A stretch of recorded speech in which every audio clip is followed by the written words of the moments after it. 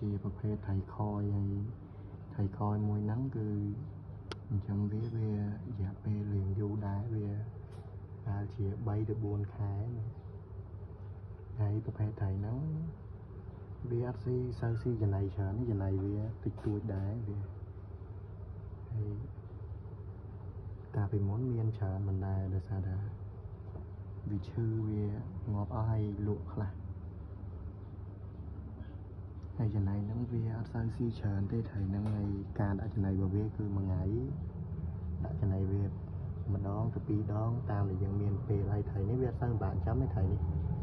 វាដាក់តែវានៅមួយកន្លែងហ្នឹង